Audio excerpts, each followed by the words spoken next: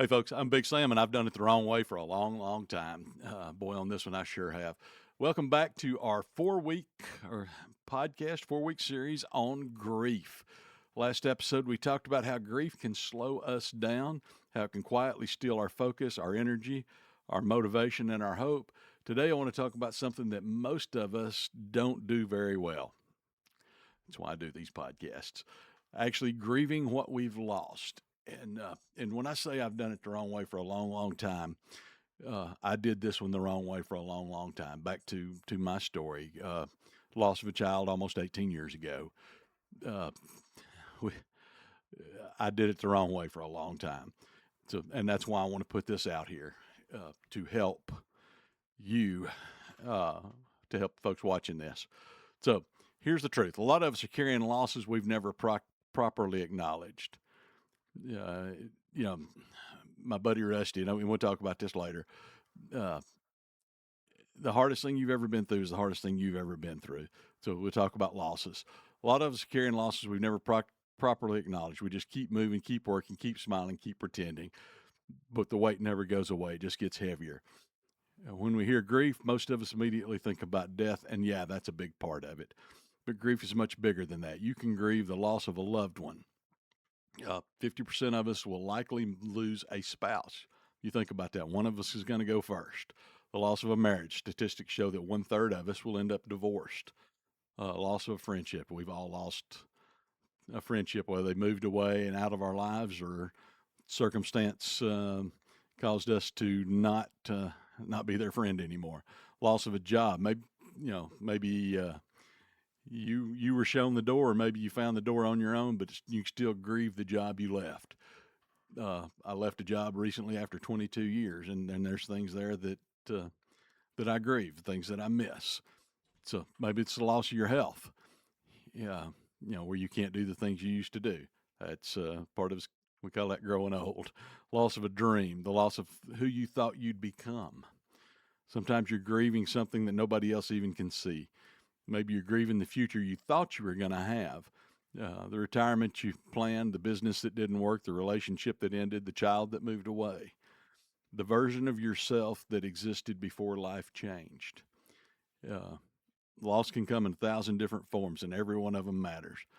Don't minimize loss just because it's not as great as someone else's. The worst thing that's happened to you is the worst thing that's happened to you. Uh, One thing I've learned is that people are really good at minimizing their own pain. We tell ourselves other people have it worse. I should be over this by now. That wasn't that big a deal.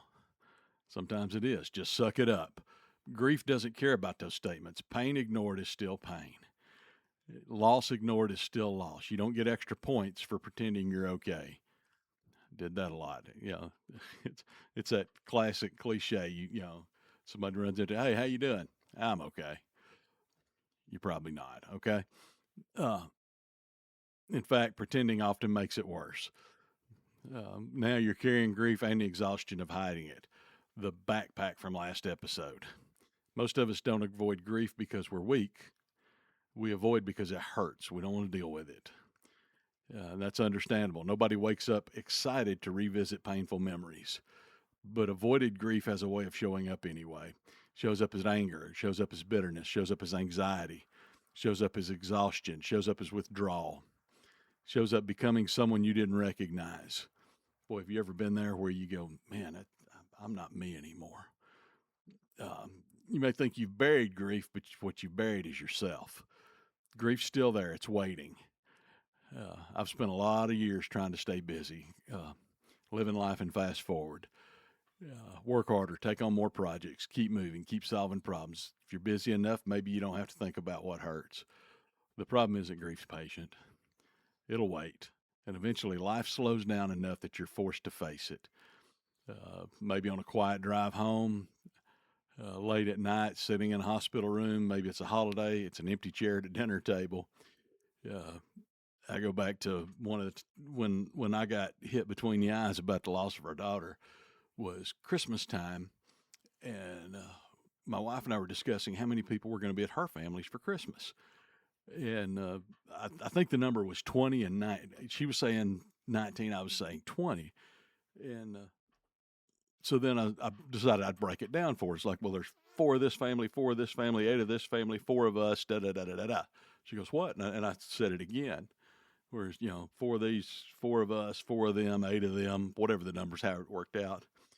And she goes, Sam, there's not four of us. And it's like, bam. And, but there was an opportunity to deal with what was going on. Was confronted by it, and it helped to heal. Sometimes it's a song comes on the radio, and I've got a few that if I pull the curtain back that really that help and hurt. Uh, Kenny Chesney's "Where You'd Be Today." God, there's times where it comes on, and I turn it right back off. There's times where it comes on the radio and I change the station. There's times where it comes on the radio and I listen to it all the way through. There's a song "I Drive Your Truck" that was written from the standpoint of a father who lost his son in the military, and for me, just pull the curtain way back here.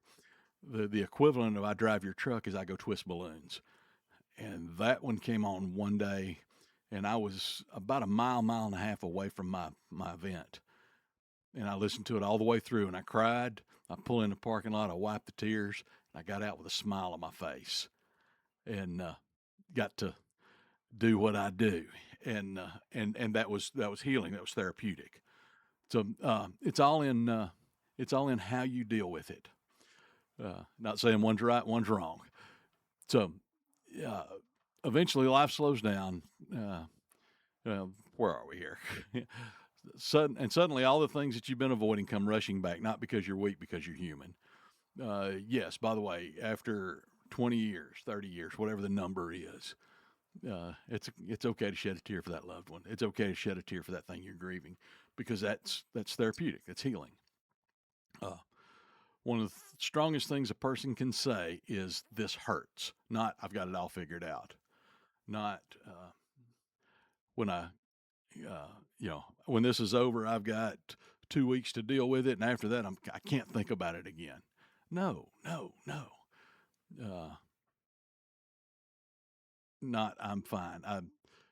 This hurts. I remember when and names will be changed to protect the guilty.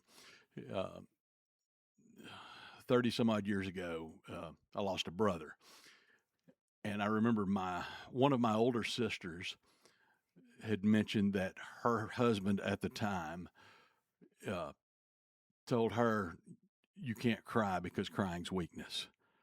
Uh, that gentleman almost cried himself.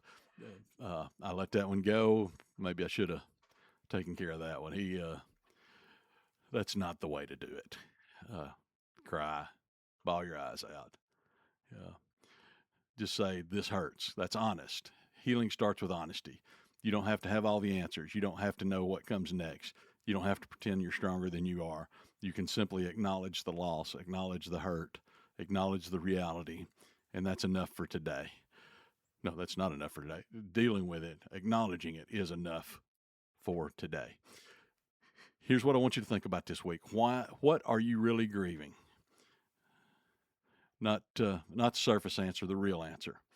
Uh, there's that easy thing that you're grieving, but maybe and you're dealing with it, or I say the easy thing to identify, but maybe there's something under the surface that you hadn't quite dealt with. Sometimes we're grieving more than we realize. Maybe you're not grieving the job. Maybe you're grieving what the job represented. Security, identity, purpose, friends.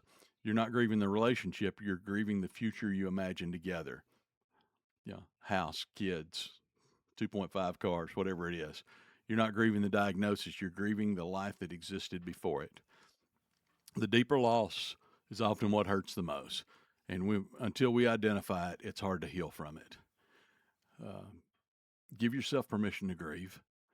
You have permission to grieve. You don't need approval. You don't need a validation. You don't need anybody telling you that you can. You don't need somebody else's comparison.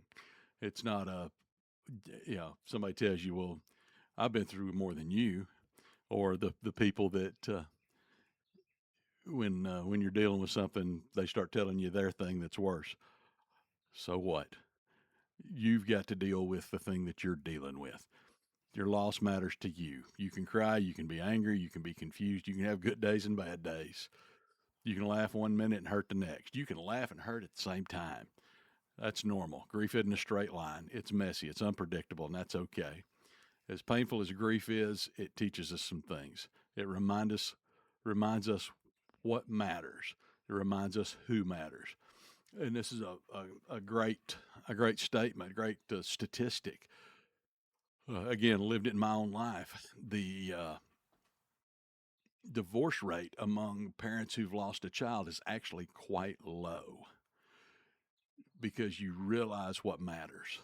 Uh, and it's not that you don't have troubles, it's that you can get over your troubles, marriage troubles, that is. Uh, and Amy and I have seen that in our lives. Uh, we realize that us being together is what really matters. Strip reminds us how fragile life really is. Strips away a lot of the things we spend too much time worrying about and forces us to ask hard questions. What am I going to do with the time we have? Life's a fleeting vapor. Who am I becoming? What truly matters?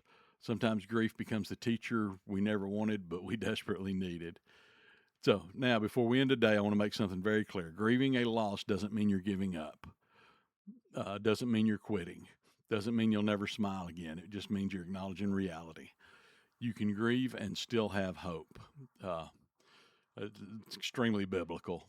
Matter of fact, we're taught to not grieve like those who have no hope. If you're a believer, you have hope in eternity. Uh, if you're grieving a loved one, you've got the hope that you're going to see them again. You can hurt and still move forward. You can cry and still believe that tomorrow can be better. Those things can exist together. In fact, they often do.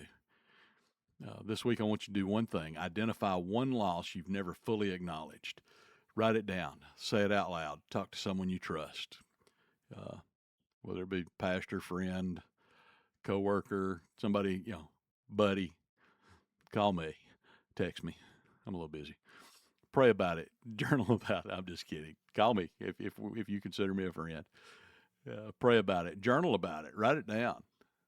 Uh, Stop pretending it isn't there, because healing begins when honesty begins. So thanks for tuning in to episode 2 of our grief series. Next time we're going to talk about one of the hardest parts of grief. So stay tuned for that. Remember, you don't have to carry it alone. If today's episode helped you, share it with someone who might need it. I'm Big Sam. Always keep moving the needle.